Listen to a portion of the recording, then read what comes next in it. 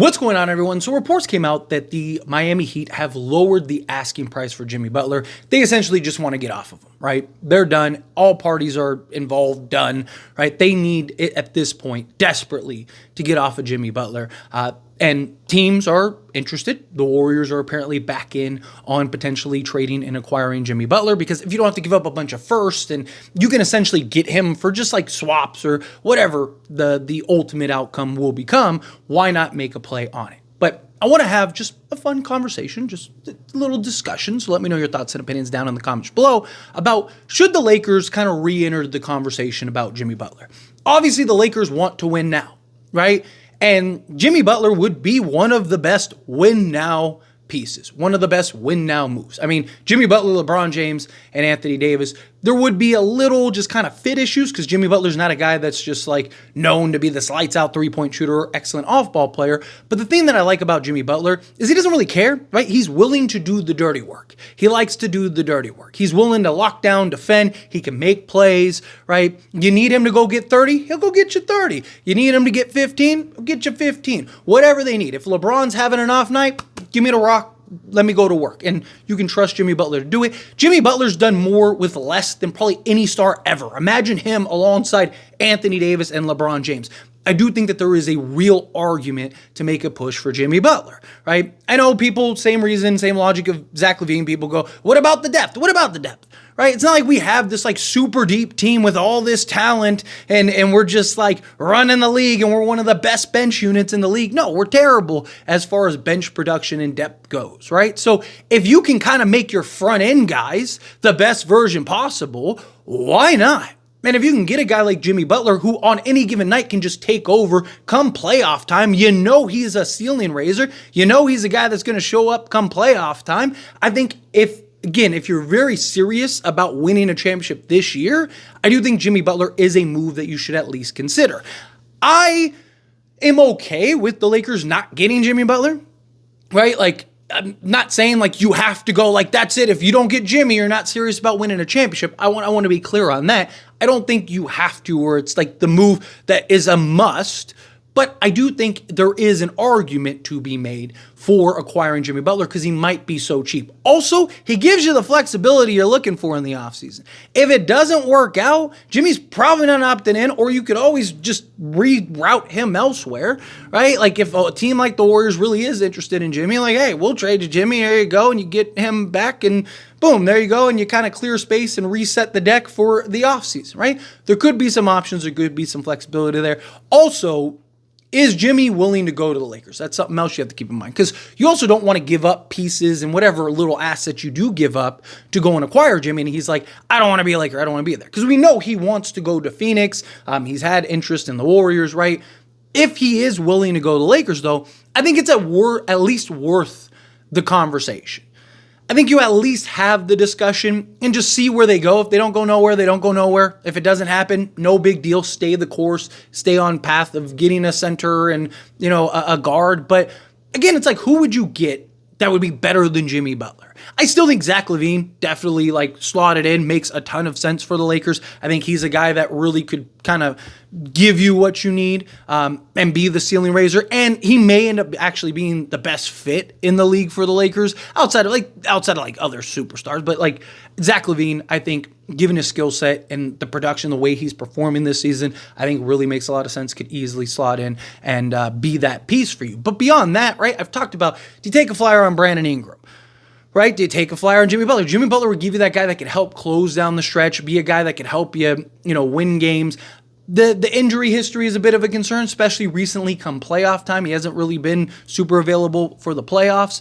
But I think also he wouldn't have as big of a workload, right? He could take nights off, right? Like you kind of have these three guys that could collectively be guys that slot in. Now, also, like the big threes. Like people are always like, well, big threes don't work in the new CBA. Of course they do, right? Big threes will always work as long as the pieces fit.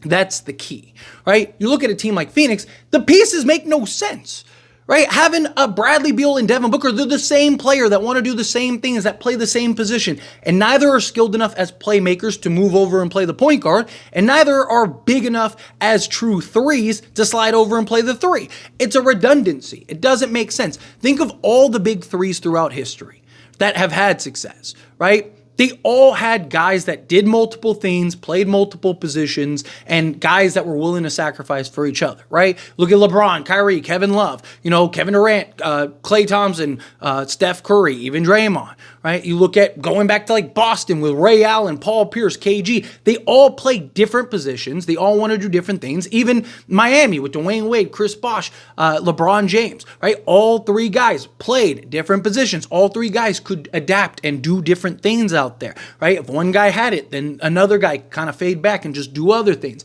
right? Jimmy kind of gives me the idea and concept of something similar, right? Jimmy Butler's a guy that he doesn't care, again, just wants to win.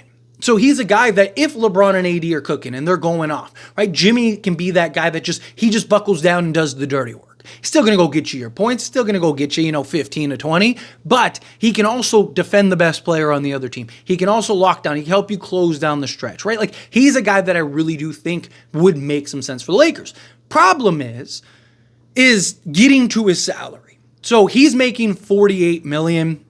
You have to send out probably closer to $50 million because you need to clear off enough salary to also fill out the rest of the roster, right? So not only do you need to go pull off a trade to go get Jimmy, but you also need to fill out a roster. So if you send out 4 or 5 guys and get back one, you're going to have 4 roster spots you need to fill. Now the Lakers do have like $3 million, $3.5 million that they have to work with right now. If you can clear another $1.5 million, $2 million, that should be enough to go get you just to fill out the back end of your roster, which would be fine.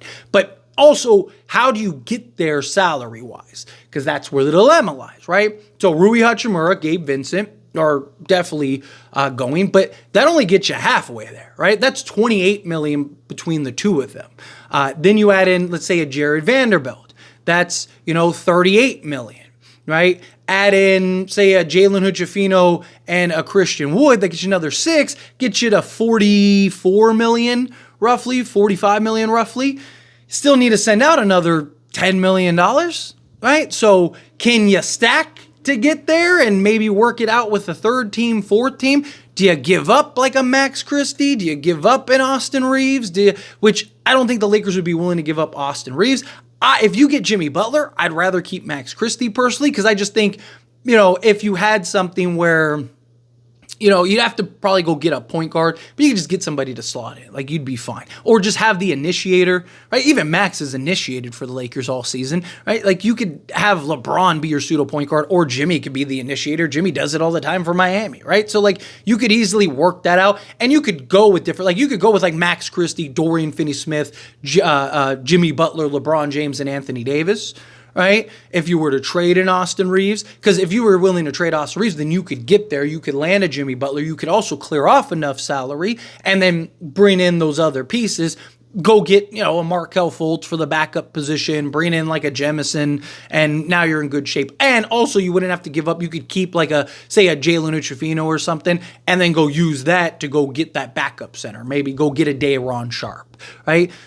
I do think that there's at least, again, the conversation there to be had. Again, if you gave up Max Christie, you could get there also. And then you'd have like Austin Reeves with Dorian Finney-Smith, Jimmy Butler, LeBron James, and Anthony Davis. Again, very good starting 5. You have kind of 4. All 5 guys can score the basketball. All 5 guys can shoot the basketball, right? Different levels, but all 5 guys can basically give you the production you need. Between Jimmy Butler, Anthony Davis, and Dorian Finney-Smith, you'd have more than enough defensive capabilities there. And then, like I said, just kind of fill out your roster. I like Max. I just think him as a two-way guy. But again, like, Lakers, it boils down to, like, what direction do you want to go?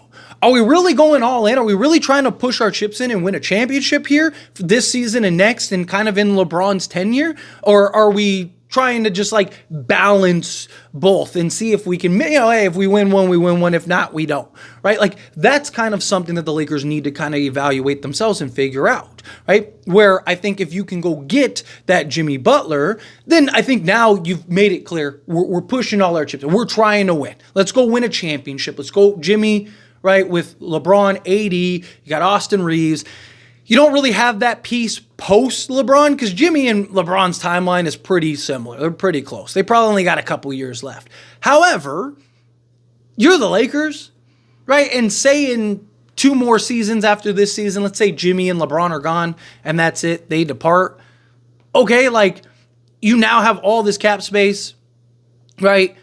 You still have Anthony Davis. You'd still have Austin Reeves. You could either hit the reset button entirely, trade those guys, and go get a return, a rebuild package, or you could just trust that you're the Lakers and you're the organization that's going to go and acquire that guy, right? Like that, a Trae Young is going to be like, hey, I want to go to Lakers, or a Luka in 2026 is like, you know what, I want to go to Lakers, right? Like again, I'm not saying that those guys would come, but just you trust the Lakers brand, right? If 7 years ago I told you LeBron James was going to be a Laker, people would have been like, Tyler, you're crazy. What are you talking about, right? You're delusional. But guess what? He's a Laker. If I would have said LeBron James and Anthony Davis were both going to team up and go to Lakers, again, people would be trying to cancel me off the internet.